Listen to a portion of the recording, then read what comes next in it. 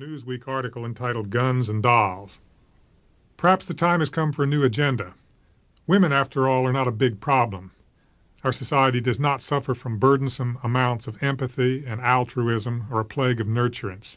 The problem is men, or more accurately, maleness.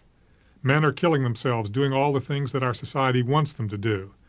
At every age, they're dying in accidents, they're being shot, they drive cars badly, they ride the tops of elevators, they're two-fisted drinkers.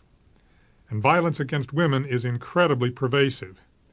Maybe it's men's raging hormones, or because they're trying to be a man. Ask almost any man, how does it feel to be a man these days? Do you feel manhood is honored, respected, celebrated? Those who pause long enough to consider their gut feelings will likely tell you that they feel blamed, demeaned, and attacked. Many men feel as if they're involved in a night battle against an unseen foe. Voices from the surrounding darkness shout hostile challenges. Men are too aggressive, too soft, too insensitive, too macho, too wimpy, too power mad. Exactly what we're supposed to become is not clear. Men have only recently begun to explore new visions and definitions of manhood. This tape is for men who are willing to undertake a spiritual journey, beginning with the disillusioning awareness that what we've agreed to call normal is a facade covering a great deal of alienation. But it goes beyond the valley of the shadow to celebrate a new vision of man, with fire in his belly and passion in his heart. The path it follows is the ancient way of the hero's journey, that involves a departure from everyday normality, a descent into the strange land of demons, treasures, and maidens guarded by dragons, and finally, a return home to the heart of the ordinary.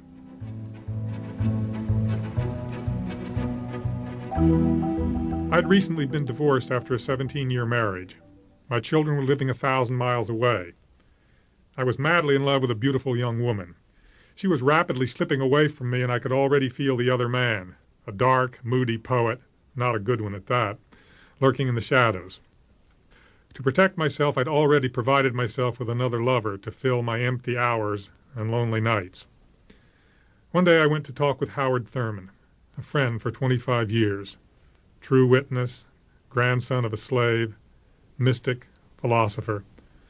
I told him about the pain of the divorce and my disintegrating romance. He asked about my children, and then he told me a story. When I was a boy in Florida, he said, I used to go fishing. The best fish were to be caught just at the point where the bay met the ocean. But there was only a short time between the tides when you could stay in the calm water. When the tide began to change, you couldn't row against it. You had to go in the direction it was sweeping you. The last thing he said to me before I left was probably the single most important piece of advice I've ever gotten about being a man. Sam, he said, there are two questions a man must ask himself. The first is, where am I going? And the second is, who will go with me?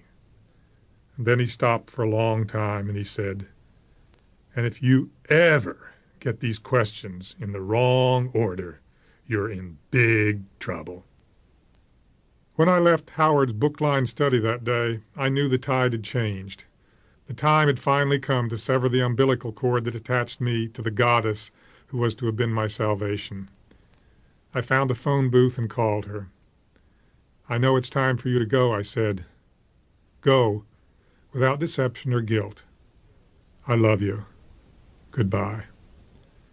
I walked for hours, awash in the turmoil of clashing emotions, grieving and coming alive, and then I went home to rest and begin a new life.